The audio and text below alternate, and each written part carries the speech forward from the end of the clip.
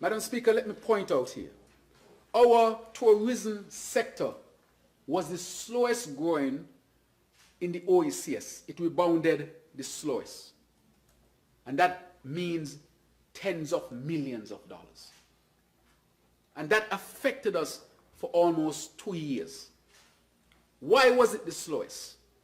It was the slowest because instead of opening up the country early in 2022, the then administration kept the country locked down and locked out tourists and false pretenses that COVID-19 was still a major issue. Madam Speaker, that act in itself is egregious. An abuse of power that you told people to stay locked down when it was not necessary because there was an impending election and you were then using the restrictions under the COVID-19 to seek to hamper the St. Kitts Nevis Labour Party. Madam Speaker, that hurt our tourist sector. By August, when we opened up, all the cruise lines were saying they already booked for other destinations.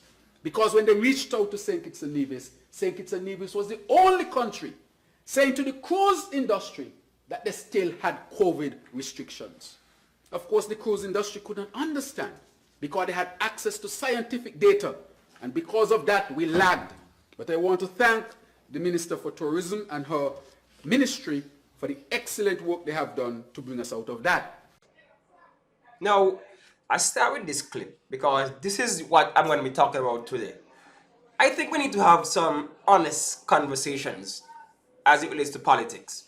I feel as though there are too many disingenuous statements, conversations out there from our politicians and our parties. I think we can have a proper and educated discussion about certain things, especially tourism. Now, I strongly believe in the saying that you don't have to dim somebody else's light to make yours shine any brighter. So I'm thinking that Prime Minister Drew didn't have to go down this road. Because, let me ask a question.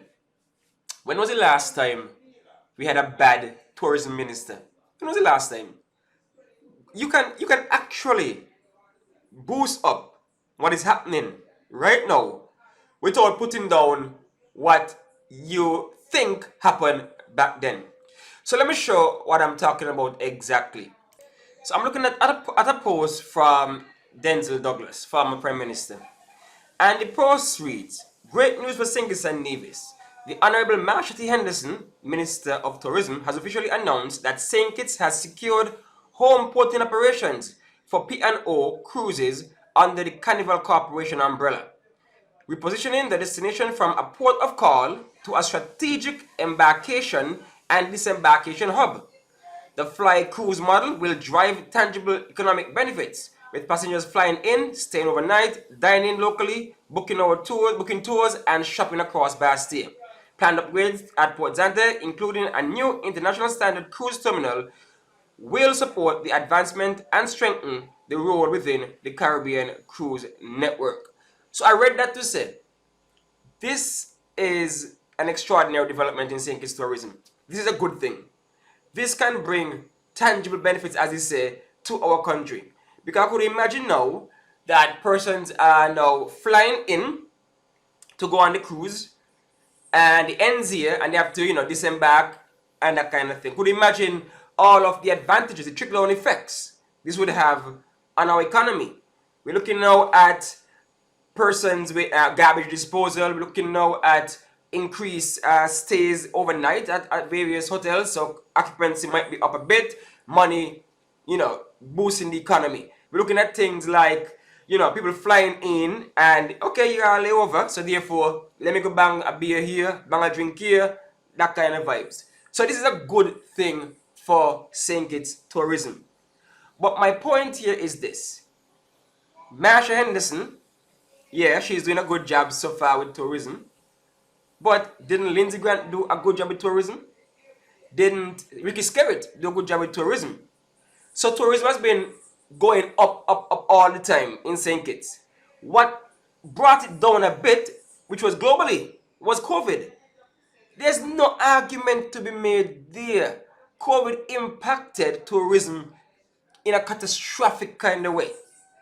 And so for Juno to try to make it all political, make it like Unity did nothing for tourism, they almost killed tourism, it is just disingenuous.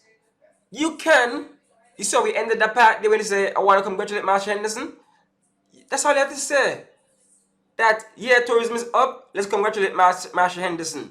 There's no need to go into the divisive, the rhetoric, talking about how Unity did this and did that and they closed down the thing and they didn't open it up. Understand, COVID was once in 100-year pandemic. Everybody were worried, afraid when COVID came out. Nobody know what to do. Companies opened way later than countries were open way later than St. Kitts.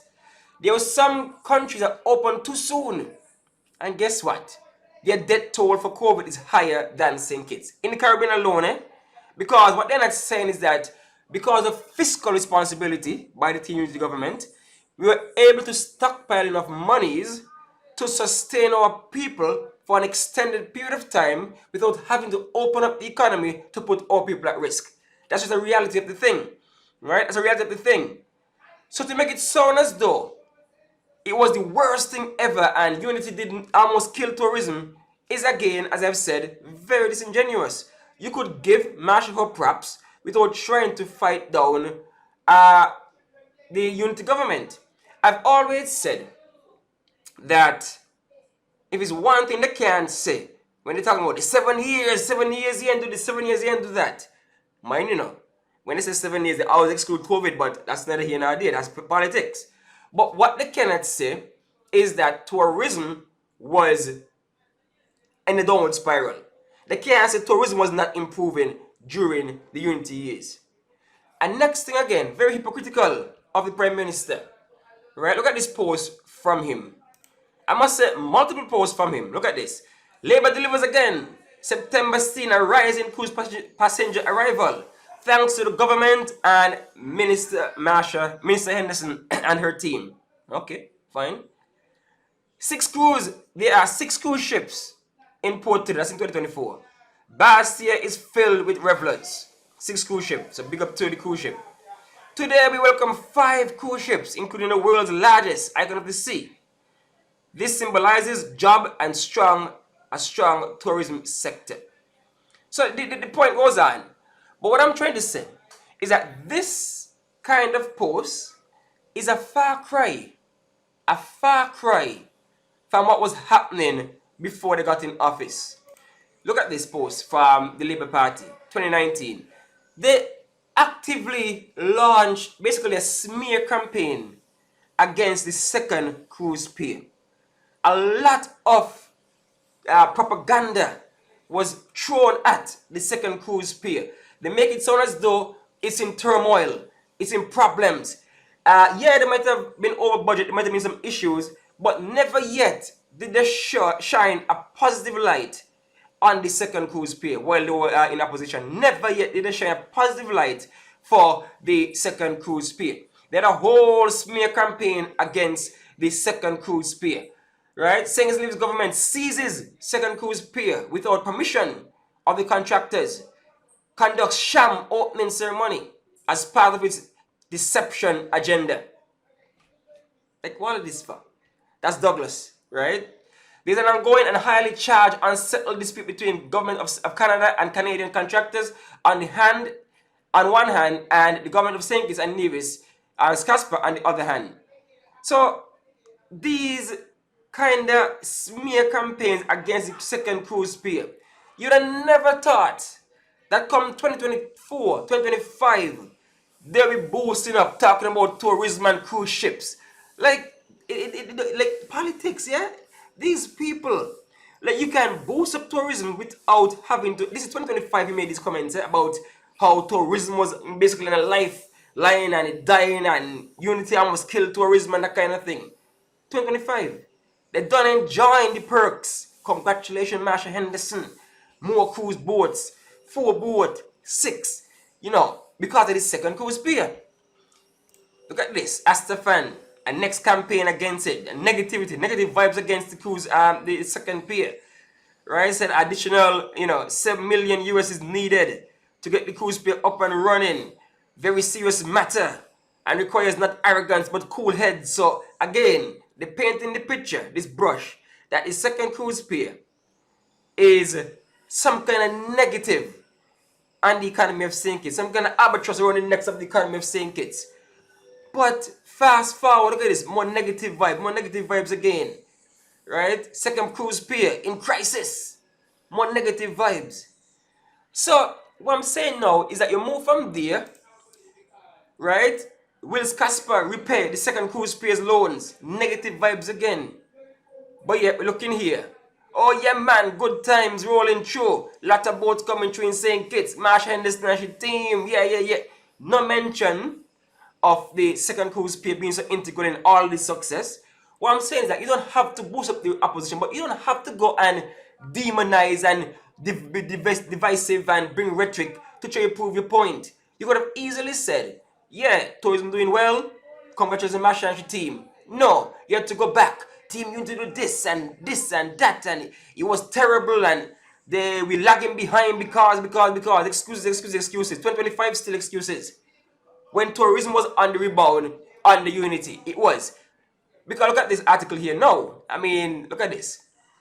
We are saying Lindsay Fitzpatrick Grant named Caribbean Tourism Minister of the Year. So again, I ask, when was the last time we had a bad tourism minister? When? There's no need to go and try to bash what happened before, because before was excellent also. You talk about COVID, but our Caribbean peers actually congratulated the government for how they handled COVID. Look at this. Today we are proud to announce that Minister of Tourism Lindsay Fitzpatrick Grant was named Caribbean Tourism Minister of the Year in the Caribbean Journal Annual Agricultural Travel Awards. This is 2021. This award recognizing Minister Grant's impeccable leadership through a turbulent year of managing and driving the return of tourism to the destination, while working nimbly with the Federation's health officials to manage and adjust tourism protocols and driving the creation of an industry-leading set of cruise protocols. Minister Grant steered the destination through the most challenging period of the pandemic while simultaneously positioning the Federation as a premier destination where international air and sea travelers can enjoy the quintessential Caribbean escape. So look at that. 2021. Just after he talking about 2022, how they delayed the opening in 2022. Things were put in place to try to bring back tourism in a more calculated, a more, as they say here, nimble, a more strategic approach. Because unfortunately, some of our brethren in the Caribbean, they opened up too soon. And they had increased fatalities from COVID. You understand?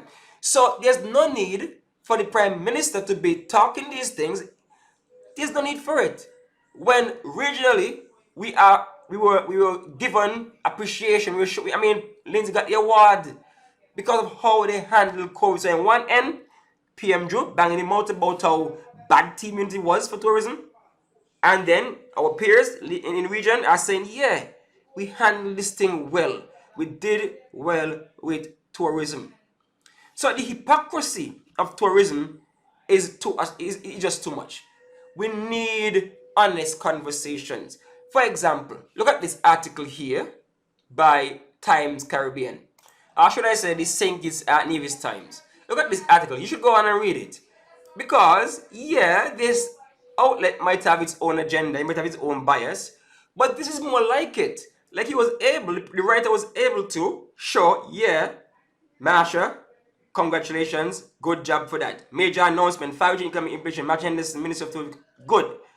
But they were able also to point out that, yeah, unity with the infrastructure development set this whole thing in motion. And that is a fair assessment in my eyes, a fair assessment. As opposed to a one-sided affair. Now look at this. When it comes to Samal, right? Currently, we bash him on his failures because they are realities. Agriculture, sports, small business. We rightfully so we tell him he's failing. But when it comes to carnival, you can't find no PAM person or PLP person out there, or it's hard to find them, who are bashing Sugar Mass.